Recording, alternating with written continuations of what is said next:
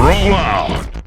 Hello and welcome to That's Just Prime, and today we're going to be taking a look at Transformers Beast Machines Blast Punch Optimus Primal, and I love this toy. Now this is the second attempt at Optimus Primal from the Beast Machines line, and as much as I love the first figure, I think they did a much better job with this guy at actually emulating what you saw on the show. Released in May of 2001, this guy originally retailed for approximately $15. Here in Beast Mode, he's approximately 5 inches tall, and is just going around. You can see a lot of detail with this guy. They really got a lot of those details that you saw in the cartoon in here. As you can see, he does a lot better job of actually looking like a silverback gorilla. He's got the hump on the back. He's got that I don't know what you call that stat, the kind of backwards arched stance that gorillas tend to have. And you can see, like in the arms, you can see they're not painted, but you can see the little wires that you could see between his forearms there. He's got a really nice, just real nice sculpt on the gorilla face there. So just a really nice sculpt for the figure here. Of course, being a beast mode, this guy's going to have some articulation. Nothing really at the head here, but you know, the arms can go all the way around. You can go in and out as well for the arms. It's limited. You can't go all the way out, but you can go out in and out a little bit. Nothing much to speak of at the elbows. No real elbow articulation, and you can rotate them a little bit. You can rotate this side. You can rotate it some, but you can't really rotate this side because of the weapon gimmick, which we'll be getting to that in a minute. You've got some articulation on the legs here, the hips. You can go back and forth, and you can go in and out with them as well. And as you can see, you've also got some waist articulation there. And I guess you could call this knee articulation. But that's really more for transformation, and we'll get to that in a minute. So yeah, I really dig this Optimus Primal, and I really dig this gorilla mode for this guy. I really do love it. Now, I mentioned he doesn't have articulation in the for the head, but I guess you could say he's got articulation in the face. He does have a really cool feature here, and if you look at the top of the head here, you can see this little blue spot here. That's actually a button, so if you press on that, he's got this snarling action. And I'm not really getting, there you go. I was wanting to get that light in the eyes there, so you can see the inside of the eyes, they're white. So when you actually press on that, you can still see the white of the eyes while snarling, and I think that just looks so cool. I really love that snarling action that Optimus has here. Now, Optimus does have a weapon, and I kind of like it and I kind of don't. I'm actually kind of on the fence about it, and I'm going to go ahead and show you the weapon now, even though, it works for both modes. The weapon works for the beast mode, and it also works for the robot mode. However, you have to have the weapon deployed to be able to transform him properly. So you can't, there's a missile basically inside of the arm here, and you have to have the missile out. You cannot transform the figure with a missile in the figure. So we're going to go ahead and do that. However, a little bit of a quick disclaimer. The gimmick on mine is broken, and that's kind of I'm kind of ashamed of that, I guess. It used to work. Obviously, I'm not the first owner of this figure. I got this figure used some years ago from another collector, and the figure was in perfect working shape. This has just been a victim to the ravages of time. So what happens, you've probably heard that gearing sound once or twice already. You have to wind up the gimmick, and the way you wind that up is right here at the shoulder pad. You actually, if you listen, you can hear the clicking there. That's how you wind up the gimmick. You actually just move that shoulder pad up and down a couple of times. What you're hearing right there is the gear actually going, because there's a small round gear, very similar to what you see inside of remote control helicopter motors. And what happens is that a gear actually holds the arm in place. You wind it up by pressing this up and down a couple of times, and then you press on this. What actually looks like the crystal here. Well, it is actually the crystal. I don't know if we can get the light in there good enough for you to see the Maximal symbol in there. There it is. I'm hoping maybe the camera will catch that. So this is actually a button here. So what happens is like I said, you wind this up and down a couple of times right here, and then you press this button. And once you press this button, it releases the arm. And what happens is this entire piece of the forearm here is going to rotate. And you can see there's a little mechanism right there. So when the arm goes all the way around enough, it gets to a certain place where it's going to do just that. It's going to release the arm. And then the fist itself is going to extend. And that's what you call the blast, I guess, the blast punch motion. And then it's going to shoot off this missile right here. So, unfortunately, like I said, mine just became a victim to the ravages of time. It was working fine when I got it. Not very long ago, I was actually using it. I wound it up. I pressed a button, and the forearm went all the way around as it's supposed to do. And when it got to the trigger point, as soon as it got here, this is the trigger point here, and it encountered a little bit of resistance, all you heard was a click, and then you just heard the gear keep going and the arm wasn't moving. And so I opened it up, I looked inside, and I found the gear, the teeth just popped off, and, you know, just the gear basically disintegrated over time. It shouldn't be too terrible or too difficult of a fix. However, I've not been able to find a gear, and I've gone through all my helicopter stuff too. I've just not been able to find a gear that fits the shaft where it needs to go. Once I do that, this guy will be up and running once again. So I apologize for the figure not working properly for the review.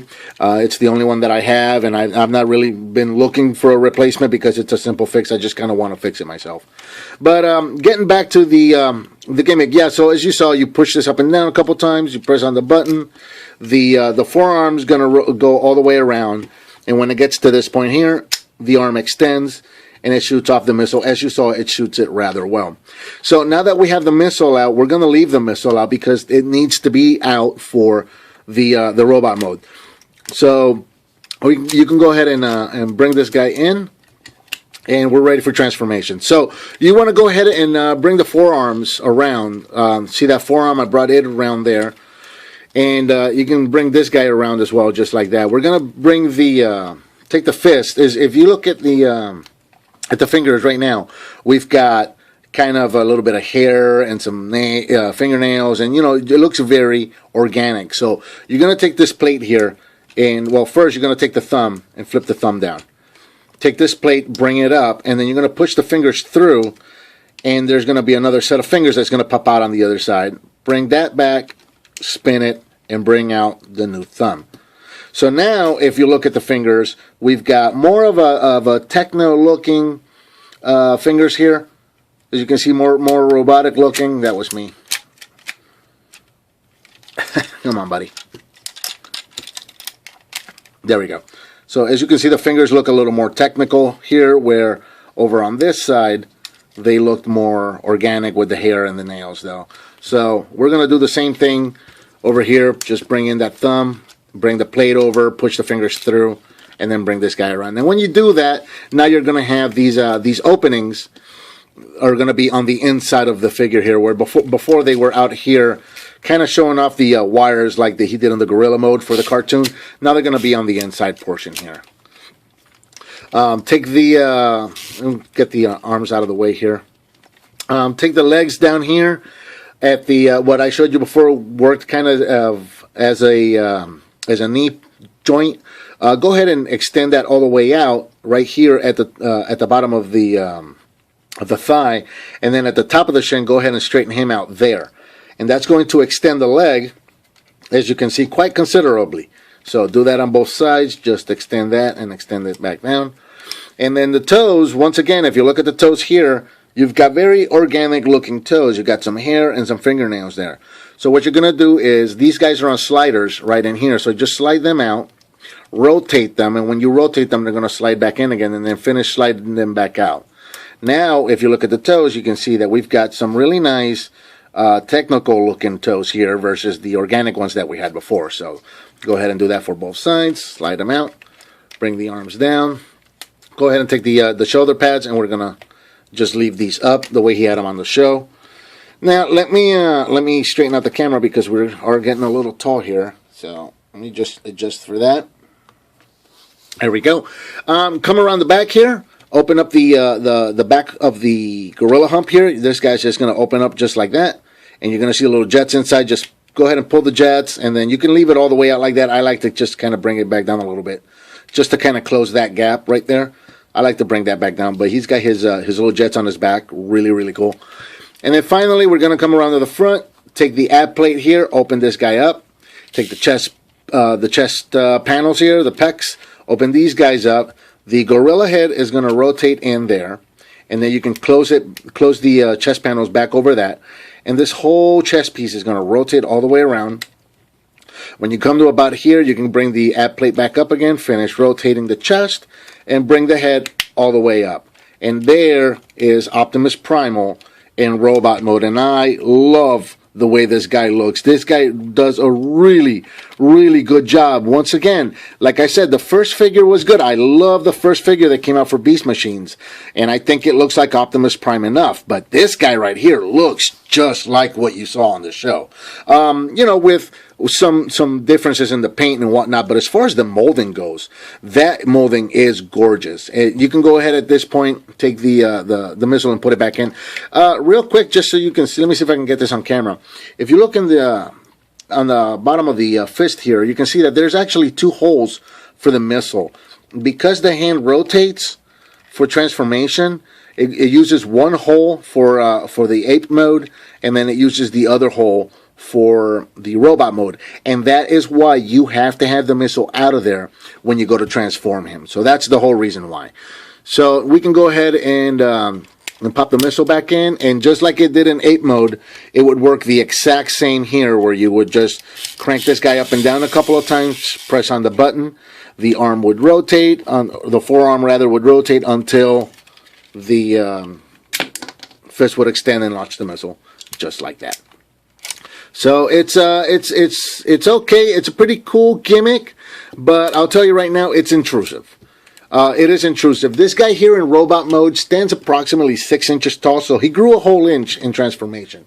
As far as articulation goes, he's got pretty much the same articulation that he had in ape mode, with the added bonus of the neck rotation. So now you've got a neck rotation for the head here.